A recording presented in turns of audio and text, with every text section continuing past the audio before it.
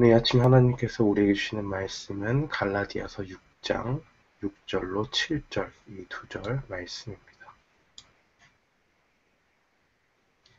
갈라디아서 6장 6절로 7절까지의 말씀.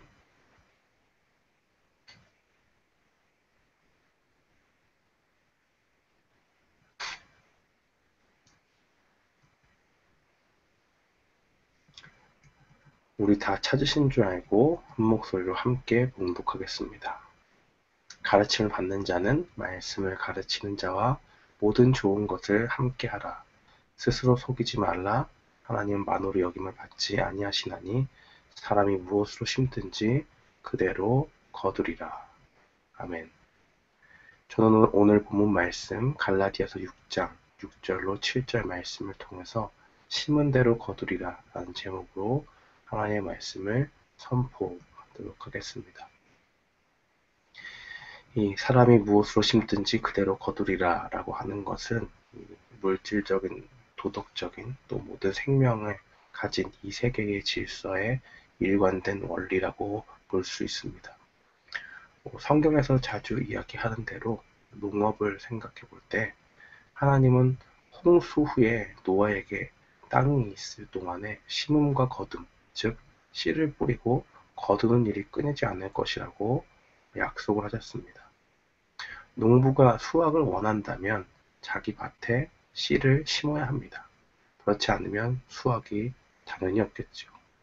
게다가 그가 어떤 수확을 거두게 되는가는 그가 뿌리는 씨의 종류에 의해서 미리 결정된다고 볼 수 있습니다. 그 씨앗을 뿌리는 씨앗의 종류, 또 질, 또 얼마나 많이 뿌렸냐에 따라서 그 수확량이 결정되고 하는 것입니다. 보리를 심으면 보리를 거두는 것이 당연하고 밀을 심으면 밀을 거두는 것이 마땅한 것입니다. 마찬가지로 좋은 씨를 심으면 그 좋은 씨를 뿌린 결과로 그 수확이 좋을 것이고 나쁜 씨를 심으면 그 수확은 당연히 나쁠 것이죠. 또한 많이 심으면 많은 수확을 기대할 수 있지만 적게 심으면 적은 그 수확대로 만족하면서 나아가야 합니다. 이런 것을 종합해 볼 때 이 농부가 특정한 옥수수를 이렇게 풍성하게 거두기를 원한다면, 예를 들어서 그렇게 된다면 그는 제대로 된 씨를 심어야 할 뿐만 아니라 좋은 씨를 풍성하게 심어야 한다고 말할 수 있을 것입니다. 그렇게 할 때만이 아주 질 좋은 또 양적으로도 많은 그러한 풍작을 기대할 수가 있는 것이죠. 이 영적인 영역에서도 바로 똑같은 원리가 작용이 됩니다. 사람이 무엇으로 심든지 그대로 거둔다 하는 것은 수확이 어떠할 것인지 결정하는 사람은 거두는 자가 아니라 그 씨 뿌리는 자에게 있다는 것을 우리에게 알려줍니다.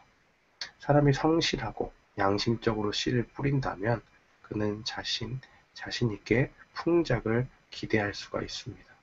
도덕적인 원리에서도 이것이 적용되는 것이죠. 그리고 이 원리는 하나님의 불변하는 법칙으로 우리가 잘 알고 있습니다. 그것을 강조하기 위해서 사도는 그 앞에다가 명령과 진술, 즉 스스로 속이지 말라라는 그런 명령을 하고, 하나님은 업신여김을 받지 아니하기 때문이다라고 하는 그 진술을 미리 말해두고 있습니다. 우리가 이 원리가 있음에도 불구하고 우리는 이것에서 쉽게 속을 수 있습니다. 이 원리는 굉장히 단순한 것인데 우리가 속을 수 있는 가능성들이 신약에서 몇 번 언급이 됩니다. 예수님은 마귀가 거짓말쟁이며 거짓의 아비라고 말씀을 하셨고, 제자들에게 이 원리에 대해서 속지 말라고 그렇게 주의를 주셨습니다. 요한은 자신의 두 번째 서신에서 미혹하는 자가 세상에 많이 왔나니 라고 그렇게 경고를 합니다.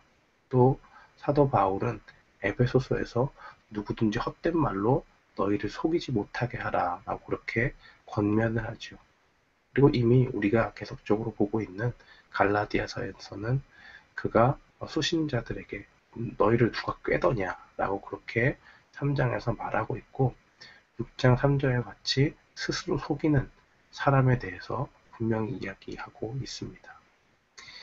이 많은 사람들이 이 간단한 원리, 뿌린 대로 거둔다라고 하는 이것에 대해서 이 불변의 법칙에 관해서 굉장히 의외지만 속는 사람이 많이 있습니다.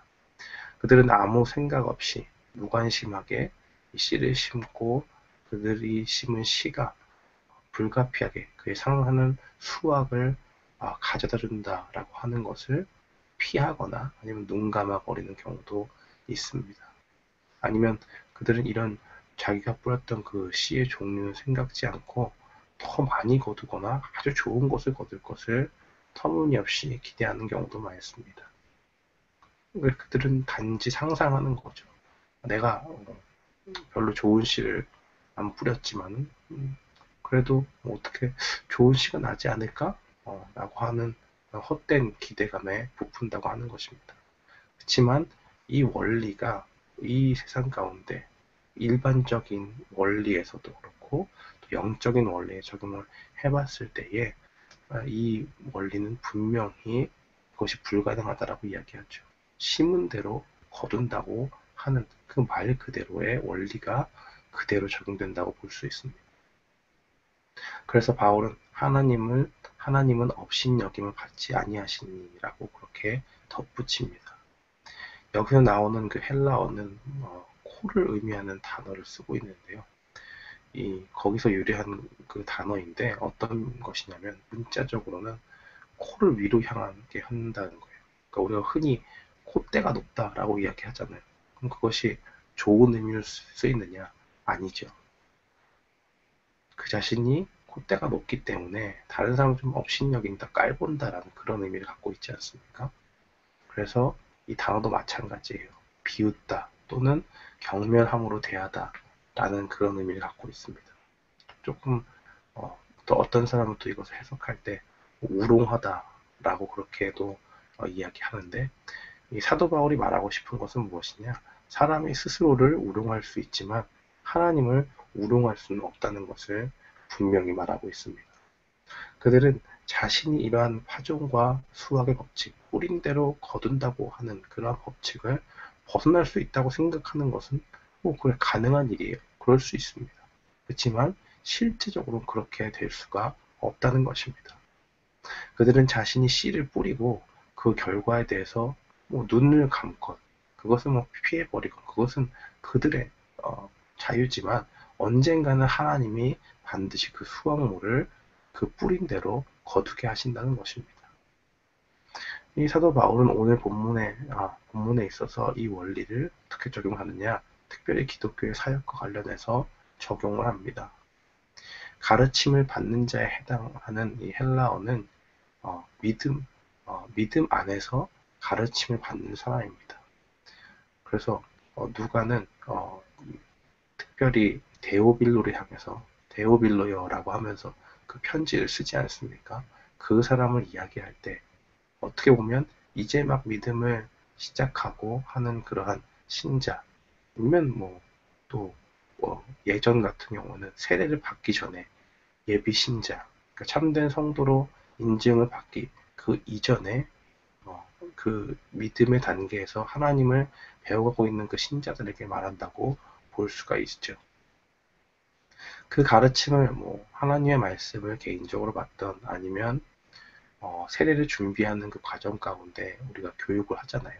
그런 가운데 있는 예비 신자들을 이야기하는 그 단어도 쓰이는데 그런 믿음 안에서 가르침을 받는 자들이건 간에 아니면 또 전체 회중에게 우리가 전체적으로 그러한 구체적인 예비 교육 과정 가운데 있지 않더라도 믿음에 관해서 하나님에 관해서 말씀에 관해서 하나님을 배워가는 그러한 자들이라면 똑같은 원리가 적용됩니다.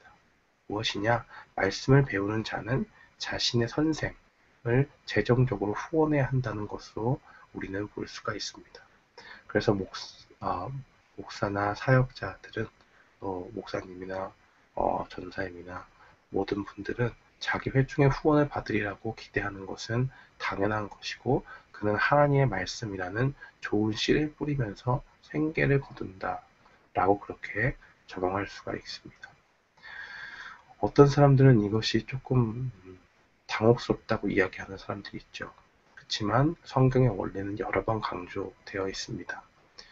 예수님께서는 자신이 파송하신 그 70명의 제자들에게 이렇게 말씀하시죠. 일꾼이 그 삭슬 받는 것이 마땅하다라고 누가복음 10장에 말씀하고 계시고, 바울은 이 같은 진리를 가르치기 위해서 씨 뿌림과 거둠의 비유를 분명하게 사용하고 있습니다. 우리가 너희에게 신령한 것을 뿌렸은즉 너희의 육적인 것을 거두기로 과하겠느냐라고 그렇게 고린도전서 9장에 보면 나와 있습니다. 이 원리를 적절하게 적용하면 거기에서 그 나름의 보장된 것이 있다는 것을 우리는 알게 되고, 그럼에도 불구하고 그것이 가지고 있는 두 가지 남용될 수 있는 가능성을 생각해 보아야 됩니다. 첫 번째는 이 그 삭슬 받는 자의 입장에서 기독교의 사역에 있어서 이 삭슬 받는 자의 입장에서 생각해 볼 때 목사에 의한 남용이 있을 수 있습니다. 또 사역자에 의한 남용이 있을 수 있습니다. 이 루터는 자신이 살던 당시에 이 말씀을 가르치는 자들의 권고를 너무 쉽게 순종하는 그 위험에 대해서 보았습니다. 교인들이 로마 가톨릭 교회에 돈을 너무 쏟아붓고 하는 그런 것 때문에 교회가 대단히 부유하고 그런 가운데서 부패로 나가는 걸 본 거예요. 그러면서 사람들이 이러한 과도한 너그러움으로 인해서 성직자들이 점점 더 탐욕스럽게 되었다라고 하는 것을 기록하고 있습니다. 그러니까 하나님의 일꾼으로서 하나님의 말씀을 뿌려서 그들의 생계를 책임질 수 있는 그러한 삭슬 회중들로부터 받는 것은 분명한 원리로 우리는 용인될 수 있지만, 이것이 과하게 되었을 때에 그것은 아주 위험한 그러한 일이 될 수 있다라고 하는 것이죠. 그리고 재밌는 것은 영국에서는 이 목사님들의 사역과 전사인 사역을 이야기할 때, 사역자들을 이야기할 때 그 업종 이렇게 분류하잖아요. 그 분류할 때 자유업으로 분류가 된다고 합니다.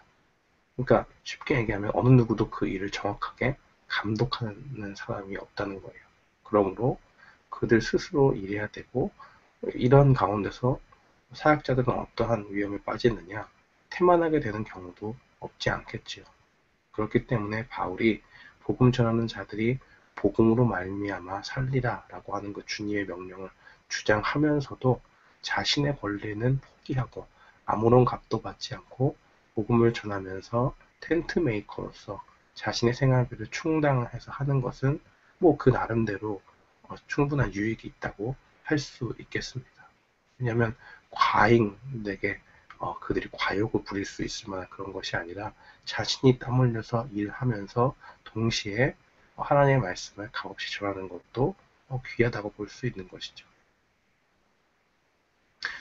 그렇지만 분명한 성경의 원리는 오늘 본문에 있어서는요, 목사나 또 목사님이나 또 전사님이나 하나님의 말씀을 연구하고 사역하는 그런 분들은 자신의 그 사역하는 일과 자신의 맡겨진 그 양떼를 돌보는 일에 헌신하기 위해서 어떤 돈벌이에서 자유해야 한다는 것을 분명히 말하고 있습니다. 루터는 이렇게 말했다고 합니다. 한 사람이 생활비를 벌기 위해 밤낮으로 일하면서 동시에 설교 사역이 요구하는 그 신성한 학문 연구에 몰두하는 것은 불가능하다라고 그렇게 이야기했다고 해요. 조금 오래된 이야기 같기도 하지만 기본적인 원리에 있어서는 이것이 맞다고 보는 것이 합당합니다.